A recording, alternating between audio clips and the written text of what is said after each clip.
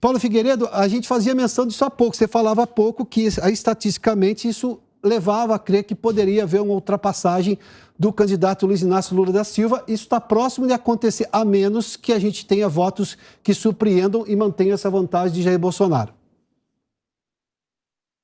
Pois é, Piotr, infelizmente a torcida não pode se confundir com a análise política, né? Por isso que eu digo. Me parecia, analisando a tendência da forma como os dados estavam chegando, que isso ia acontecer justamente quando nós chegarmos a 2/3 dos votos. Seguindo exatamente essa tendência, o ex-presidente Lula terminaria alguma coisa como 2 pontos percentuais à frente do presidente Bolsonaro. Alguma coisa assim. Paulo, rapidamente, só para mostrar agora com 70% dos votos apurados, das urnas, aqui a gente teve a virada, 45,74% para Luiz Inácio Lula da Silva do PT e Jair Bolsonaro do PL com 45,51%. Aqui uma virada. Ainda uma diferença depois da vírgula, 74 a 51. Né? Nós estamos falando de diferença depois da vírgula. Paulo, por favor. Não, e você ainda tem, se você parar para pensar, você ainda tem estados como a Bahia, onde você tem metade das urnas apuradas, o ex-presidente Lula tem uma vantagem muito grande. Em Alagoas, o ex-presidente Lula também tem uma vantagem grande, você só tem 1/4 das urnas apuradas. Se você for seguir para o Ceará, ainda só a metade das urnas apuradas e o ex-presidente Lula também tem uma votação grande. Estamos falando de estados significativos, eu posso aqui continuar citando outros, onde a vantagem do ex-presidente Lula é muito maior e, portanto, ele vai ter mais votos. Se você for para os estados onde o ex-presidente, ou o atual presidente Bolsonaro, tem uma vantagem maior, como, por exemplo, Goiás, ou até mesmo o Distrito Federal, você vai ver que essas votações já estão mais avançadas.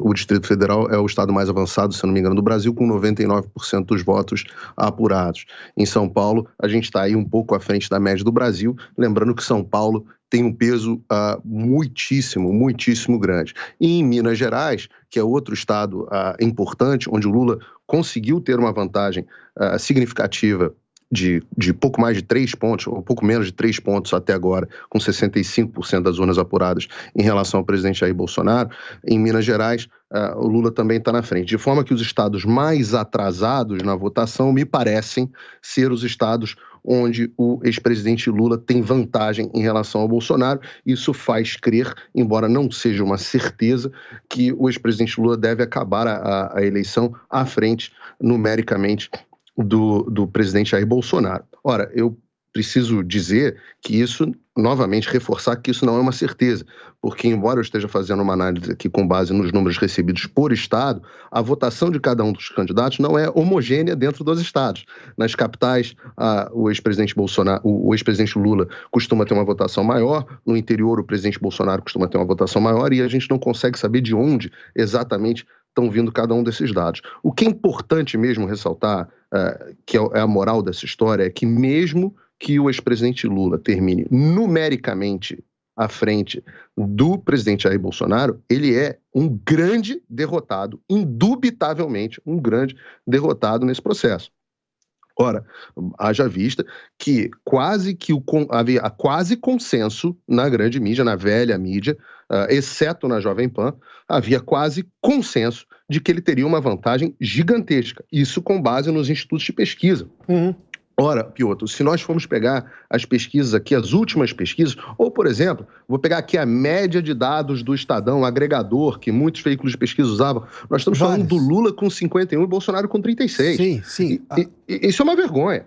Isso é para acabar, para fechar os institutos. O percentual do Jair Bolsonaro que era muito baixo, né? O Lula até vai ficar próximo, quer dizer, dentro de uma margem de erro gigantesca desse percentual dos jornais, né? Mas veja, Piotr, isso só acontece, e eu posso garantir a você, isso só acontece porque os institutos, em vez de fazerem a tradicional aterrissagem forçada na realidade, onde eles aumentam a votação do ex-presidente Bolsonaro, eles artificialmente, não sei se por dolo ou não, mas artificialmente aumentaram a perspectiva de que o ex-presidente Lula vencesse o resultado no primeiro turno. Isso fez com que os votos do Ciro Gomes, por exemplo, fossem quase todos em direção ao Lula. O eleitor do Ciro Gomes migrou quase que completamente para o Lula. Não fosse essa fraude de pesquisas, não fosse isso, o ex-presidente Lula certamente terminaria atrás do presidente Bolsonaro nesse primeiro turno. Obrigado, Paulo. Daqui a pouco eu volto a você. Agora, 8h08 no horário de Brasília.